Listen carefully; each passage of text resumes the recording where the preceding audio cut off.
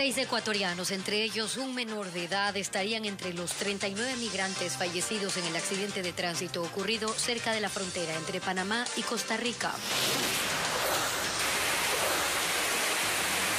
Varios caminos de zonas rurales de Manabí se convirtieron en ríos por las fuertes lluvias que causaron el desbordamiento de 6 quebradas en Puerto Viejo.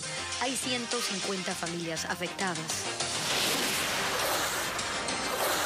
La Asamblea Nacional posesionó a Wilman Terán como nuevo titular del Consejo de la Judicatura.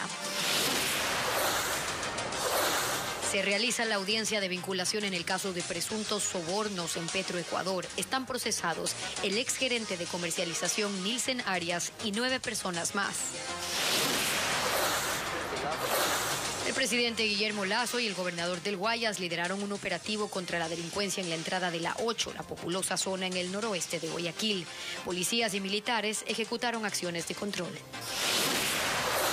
Amigos, ¿cómo están? Bienvenidos a Televistazo. Estas son las noticias para ustedes a esta hora. 6 migrantes ecuatorianos, entre ellos un menor de edad, habrían fallecido por el accidente de bus ocurrido en una carretera de Panamá. Estefi, hola, ¿cómo estás? ¿Qué tal, Gaby? Amigos, muy buenas tardes. Y se conoce que 39 extranjeros murieron en esta tragedia migratoria. La información de los compatriotas la recabó la organización 1-800 Migrante por parte de los familiares de estos ecuatorianos que cruzaron la selva de Darién en su tránsito irregular hacia Estados Unidos. Nos reporta ahora Bessie Granja. Un día después del accidente de tránsito ocurrido en Panamá con un bus lleno de migrantes y donde 39 extranjeros fallecieron, se conoce que entre las víctimas existirían ecuatorianos. Es la alerta que hace la organización 1-800 Migrante, cuyo titular, William Murillo, se comunicó con los familiares de los compatriotas que se trasladaban en este vehículo. Extraoficialmente, como datos de los familiares, se ha podido comprobar 6 familiares, 6 ecuatorianos fallecidos, uno de ellos menor de edad, y 6 ecuatorianos que están fuera de peligro, se han salvado, y el resto, los 9, que todavía no se sabe qué es lo que ha pasado. El vocero de la ONG indica dónde vivían los migrantes que se fueron de Ecuador. Las provincias son Pichincha, Tungurahua, son personas de Imbabura, son ciudadanos de Yaguachi y de Santo Domingo de los Áchilas. El accidente se produjo la madrugada de este miércoles en el distrito de Hualaca, en la provincia de Chiriquí, en el norte de Panamá. Un bus que salió de los albergues lleno de migrantes que cruzaron la selva del Darién cayó a un precipicio cuando llegaba a Refugio de los Planes, muy cerca a la frontera con Costa Rica. Hasta el momento, la Cancillería de Ecuador ha confirmado que son 7 los ecuatorianos heridos en este siniestro, que reciben atención en hospitales de Panamá. Personal de la UNICEF en ese país alerta sobre la crítica situación de los menores de edad. Diana, ¿conocen si entre los heridos, los niños que están justamente afectados por este accidente, hay ecuatorianos? Sí, en este momento estuvimos verificando las nacionalidades y nos reportaban que en el bus iban 6 niños de nacionalidad ecuatoriana y 3 niñas. Entonces, durante el mes de enero cruzaron más de 5.000 niños, niñas y adolescentes la selva. De estos, muchos de ellos son de nacionalidad brasileña, chilena y ecuatoriana. En el sitio continúan las investigaciones sobre esta tragedia migratoria. Más de 150 familias resultaron afectadas en Puerto Viejo por el desbordamiento de 6 quebradas entre la tarde y noche de ayer. Más de 2 horas de intensa lluvia ocasionaron inundaciones en varias comunidades de ese cantón. Escuchemos enseguida a Karen Ceballos desde la capital manabita con el informe. Buenas tardes en estudio. El invierno que hasta el martes en Manabí era irregular, hoy ya se muestra con fuerza. Durante toda esta mañana nosotros hemos realizado un recorrido en las zonas rurales de Puerto Viejo afectadas por las inundaciones de ayer y donde a esta hora se mantiene intensa la tarea de limpieza. Tenemos el informe. La mañana de este jueves, con la luz del día, se evidenció la gravedad de los daños. El desbordamiento de 6 quebradas causó inundaciones en zonas rurales de la capital de Manabí. Una de las comunidades más afectadas es La Encantada, que se ubica en el límite entre las parroquias Río Chico y Pueblo Nuevo de Portoviejo. Aquí los habitantes tuvieron que sacar a la vía colchones, muebles, electrodomésticos y todo lo que quedó entre el agua y el fango. El panorama era desolador. En este sector, cerca de 50 familias perdieron sus enseres. En unos 15 minutos vino una avalancha que no nos dio chance a sacar congelador, nada, todo se perdió. Y es que el fuerte aguacero registrado al finalizar la tarde del miércoles afectó sectores en 4 parroquias de Portoviejo. Fueron 2 horas de intensa lluvia. El problema es que hay una alcantarillado y eso está cerrado, ¿no? Usted me da cuenta en la vida ya. Alguien que nos pueda ayudar, estamos inundados. En videos aficionados quedaron registrados los momentos en que se evacuaban las viviendas y los habitantes sacaban animales tratando de salvar algo. Esto ocurrió en la comunidad Estancia Vieja de Colón, donde la quebrada La Mona se desbordó con una fuerza que no se había visto en los últimos 15 años. No alcancé a coger un poco de herramientas, sí. Una la salvé y otras se me han dañado, o sea. ¿Hasta qué nivel llegó el agua? Hasta aquí casi los hombros. En la comunidad del Naranjal de Calderón también esperan ayuda para el retiro del lodo de la vía y de las casas. Del lado de esto era puro río.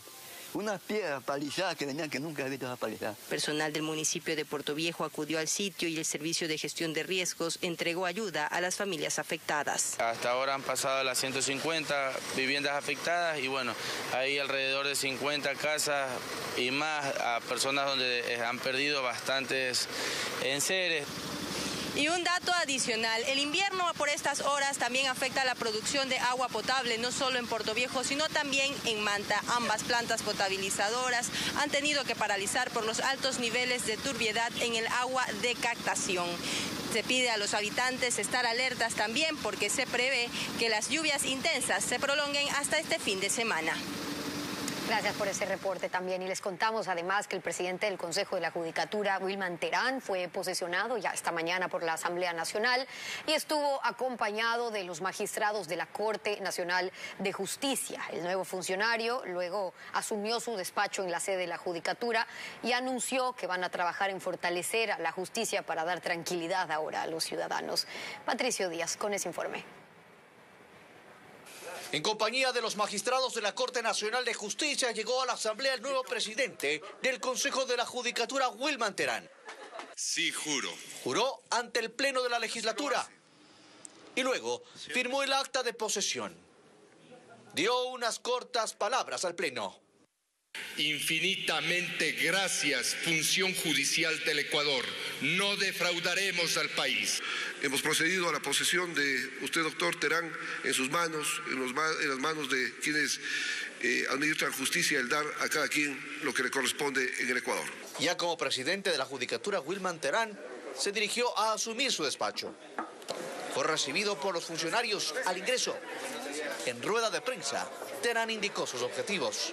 Poder entregar una función judicial fortalecida que genere la confianza ciudadana, que cada persona, que cada ciudadano tenga esa seguridad de que pueda dormir tranquilo en casa, de que sus bienes están asegurados, de que hay una justicia independiente, imparcial. Se le consultó sobre la libertad que se le concedió a alias JR, pero prefirió no referirse a casos específicos. No porque un fallo le gusta o no a un ciudadano puede ser malo o bueno, pues este fallo es revisable y si el que revisa dispone, aquí está el Consejo de la Judicatura para ese control disciplinario. Y respecto de las deficiencias en infraestructura en ciertas ciudades, señaló. Hay muchas falencias que requiere la función judicial, pero estoy seguro que el señor presidente de la República sabrá direccionar de manera adecuada a los respectivos personeros para que doten del presupuesto adecuado. Y junto al resto de vocales anunció la unidad del Consejo frente a los retos que tienen. La Comisión Legislativa que investiga el caso Encuentro decidió realizar nuevas convocatorias.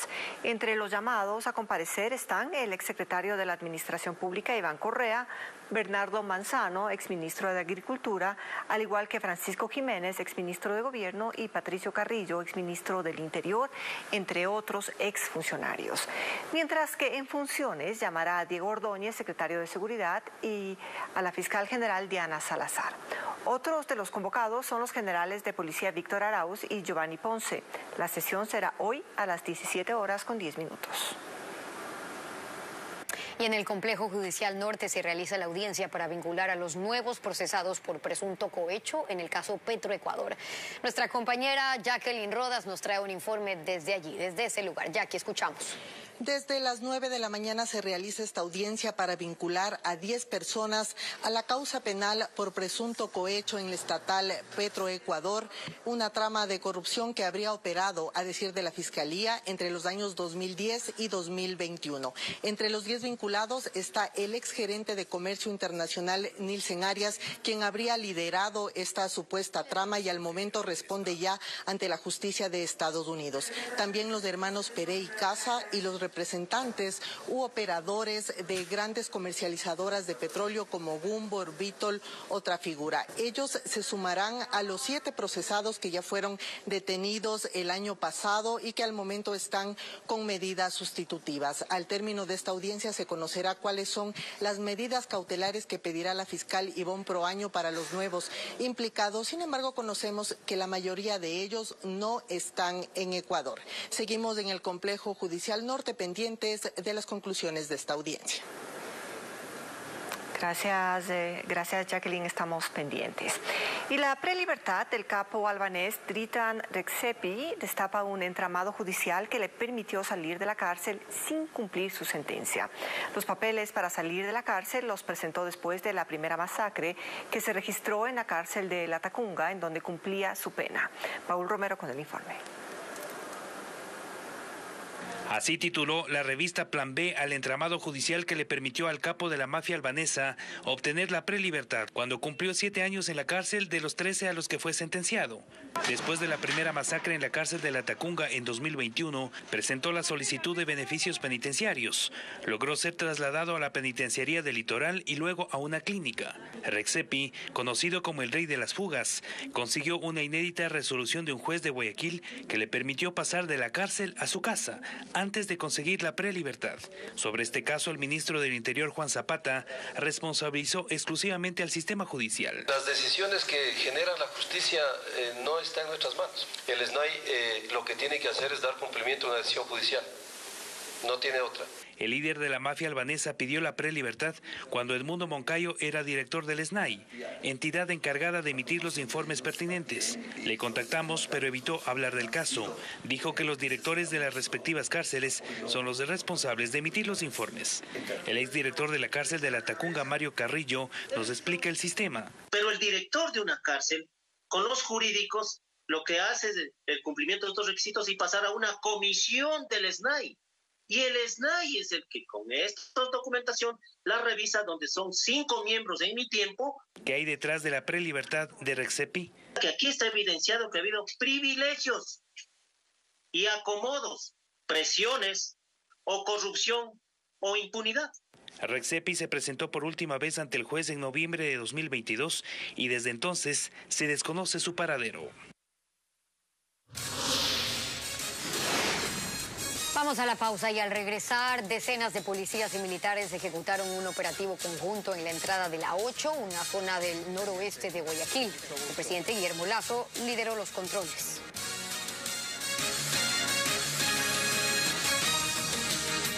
Más noticias para ustedes a esta hora y les contamos que el presidente de la República, Guillermo Lasso, encabezó un operativo militar, policial, de control de armas que se desarrolló anoche en Guayaquil. El mandatario indicó que la intención es comprobar la situación in situ, anunció que se construirá cuarteles intermedios en el sector del noroeste. Les contamos. No es normal ver a un presidente de la República encabezando un operativo policial, pero pasa. Pasó la noche de este miércoles en Guayaquil. El jefe de Estado estuvo junto a miembros de Fuerzas Armadas y de la policía en un control de armas que se desarrolló en la entrada de Montesinay. Venimos a constatar en territorio cuál es el pensamiento de los ciudadanos que viven en esta zona de Guayaquil, muy populosa, que es la entrada 8, el Tarqui Popular, camino a Montesinay. Y claro, nos preocupa las inquietudes que nos trasladan. Los moradores del sector le pidieron al presidente, quien estaba acompañado por el gobernador del Guayas, que se tomen las acciones necesarias para que haya seguridad. Guillermo Lazo exponía cuáles eran las razones por las que se encontraba en este lugar, que la idea es constatar in situ la situación. Estamos trabajando, que no estamos actuando con indiferencia. Por eso venimos al territorio y con el nuevo gobernador Francesco Tabaqui para poder definir cuáles son los operativos claves para poder mejorar la seguridad. Además indicó que en esta zona se construirán algunos cuarteles intermedios para reforzar la seguridad. Este jueves el jefe de Estado tiene actividades previstas en la provincia de Los Ríos, donde entregará viviendas de interés social e inaugurará 2 unidades educativas. En Loja desarticulan una organización narcocriminal que se dedicaba al sicariato, tráfico de drogas, tenencia de armas y robo. 29 personas fueron detenidas y estarían implicadas en el asesinato de un policía peruano. Merlin Ochoa nos informa que desde la cárcel se planificaban las muertes violentas. Se realizaron 19 allanamientos para detener a 29 personas. El operativo se ejecutó en los cantones de Loja, Catamayo y Macará en la provincia de Loja y Machala en El Oro.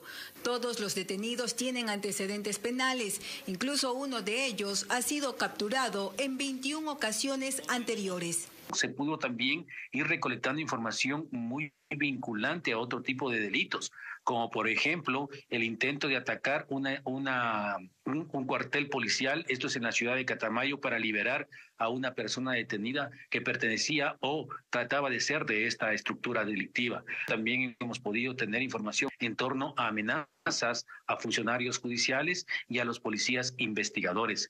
Y no cualquier tipo de amenazas, me refiero a amenazas de muerte. El operativo policial también se realizó en la cárcel de Loja, donde los integrantes de una organización narco habían pintado las paredes con el distintivo de la red criminal. Según las primeras investigaciones, el principal cabecilla está detenido en la cárcel de Cotopaxi. Él se contactaba con otro cabecilla en la cárcel de Loja y desde ahí se organizaban los delitos de sicariatos, tráfico de drogas, tenencia de armas, extorsiones y robos.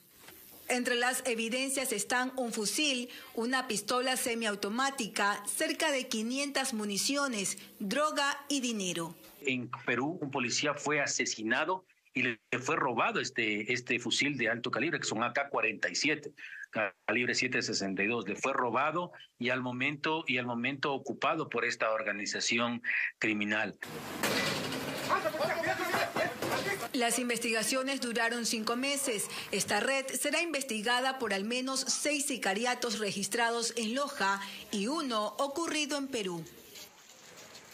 Y por unanimidad, el Pleno del Consejo Nacional Electoral aprobó el informe y validó 206.000 firmas del colectivo Quito Sin Minería. Este es el primer paso para avanzar con la consulta popular sobre la prohibición de la minería metálica en el Chocó Andino, al noroccidente de Quito. El colectivo debía recoger 147.000 firmas, por lo que sobrepasó el 10% requerido. Ahora, el Consejo Nacional Electoral deberá remitir al municipio y solicitar los mapas del área de influencia para poder aplicar la consulta. Luego tendrá que elaborar el cronograma y aprobar el presupuesto para la convocatoria oficial. En la provincia de Guayas, en una circunscripción del exterior, se amplió el plazo del escrutinio que concluyó el 15 de febrero.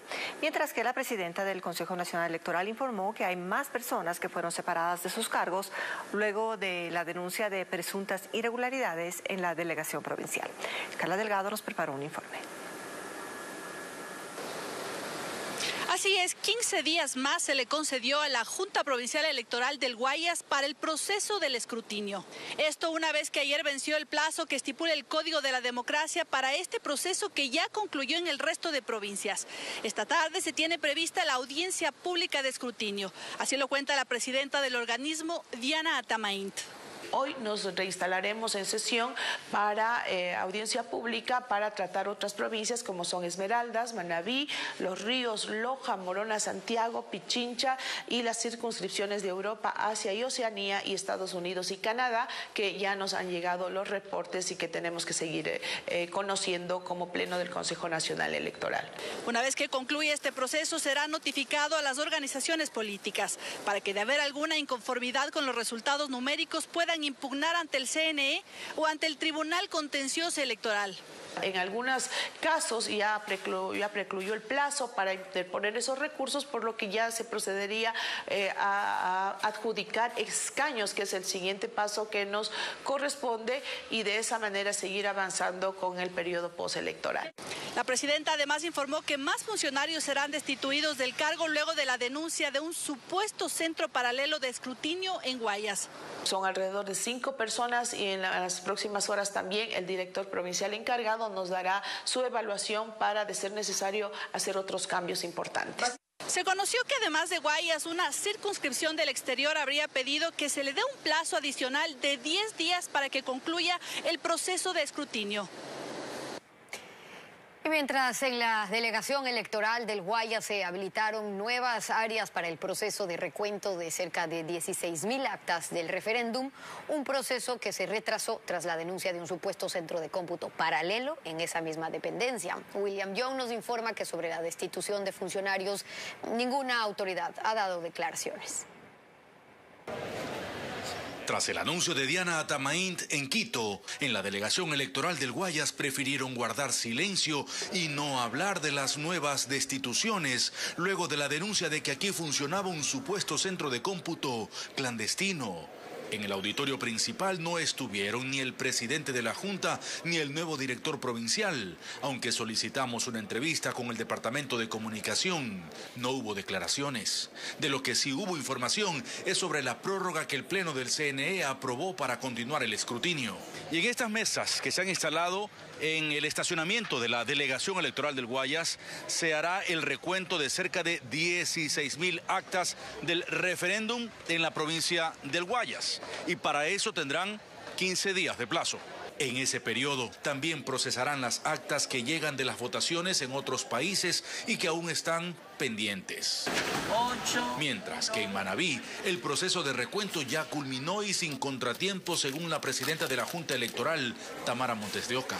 Y en lo posterior estaremos recibiendo y receptando ya en la ciudad de Puerto Viejo, en la Delegación Provincial Electoral, los recursos a los que se crean asistido las organizaciones políticas. Estos son objeciones, impugnaciones y apelaciones en lo posterior. Aunque las impugnaciones se recibirán en Puerto Viejo, en las instalaciones habilitadas en el Centro Cívico Ciudad Alfaro, en Montecristi, se mantendrán las urnas resguardadas por las Fuerzas Armadas hasta la posesión de las nuevas autoridades en mayo próximo. Para el control más adelante aquí en Televistazo. Al menos 500 creadores de contenido, influencers, han sido identificados por el Servicio de Rentas Internas para el control de pago de impuestos. Revisaremos algunas de las declaraciones de años anteriores. Les contamos ahora que el Servicio de Rentas Internas identificó a los primeros 500 influencers con obligaciones tributarias, es decir, que deben pagar impuesto a la renta. Un experto tributario explica la manera en que el organismo identifica a los creadores de contenido que tienen obligaciones con el Estado.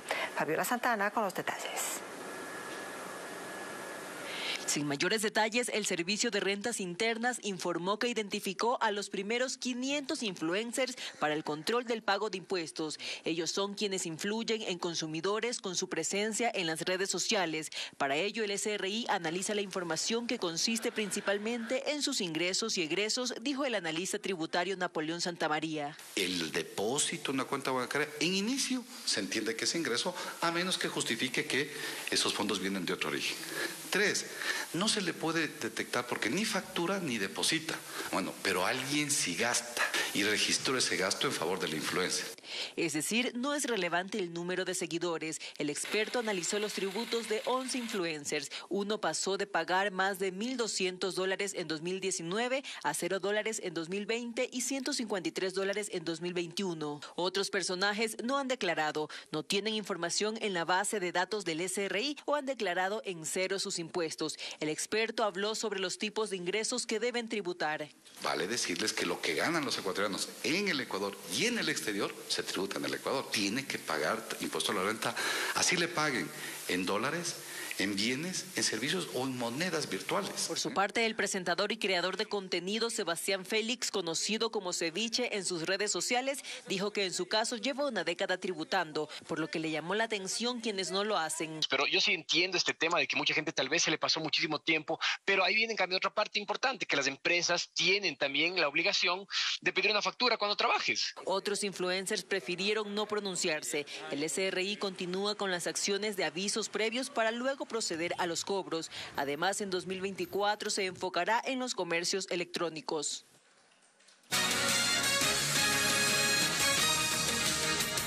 Más noticias para ustedes a esta hora. Nos vamos a ir hasta la provincia de Cotopaxi. Nuestro corresponsal Patricio Viera nos informa que cerca de 300 policías, 120 militares han cercado el centro de privación de libertad, pues hay una alerta de un intento de amotinamiento. Patricio Viera está ahora con la información. Adelante, Patricio. Escuchamos. Buenas tardes. Nos encontramos en los exteriores del centro de privación de libertad Cotopaxi. En horas de la mañana se dio una alerta de un posible amotinamiento en los pabellones de mediana y máxima seguridad, por lo que procedieron a evacuar al personal administrativo y demás trabajadores que laboran en este centro penitenciario. Según fuentes policiales y militares, varios reos de estos pabellones salieron al patio principal a protestar, porque aparentemente desde el centro de privación de libertad de Loja se realizarían posibles traslados hasta la penitenciaría del Litoral. Al momento, 300 policías y 120 militares han acordonado el centro carcelario. No se ha confirmado si hay personas heridas. Es lo que podemos informar desde los exteriores del Centro de Privación de Libertad Cotopaxi. En los próximos informativos estaremos ampliando la noticia. Murió Raquel Welch ayer a los 82 años, una leyenda del cine y considerada una de las mujeres más bellas del mundo. Hoy, con Ana María Palacios, revisemos la vida de la actriz estadounidense. Raquel Welch, uno de los símbolos de la belleza de Hollywood, murió de forma repentina, así lo ha confirmado su familia. La actriz saltó a la fama a la mitad de los años 60 gracias a películas como Hace 1 millón de años y Fantastic Voyage. La carrera artística del estadounidense de origen boliviano se extendió por 5 décadas. Rodó más de 30 películas y 50 series de televisión. Hello. Raquel ganó un Globo de Oro por su interpretación en Los Tres Mosqueteros. Se convirtió en una de las actrices más solicitadas en los años 60 y 70. Fue incluida en la lista de las 100 estrellas más sexys de la historia del cine. Estuvo casada en 4 oportunidades y tenía 2 hijos. El mundo del espectáculo recuerda hoy a una de las actrices más reconocidas por su belleza y talento. I don't know, doctor. We'll have to test it. Her breakout roles came in the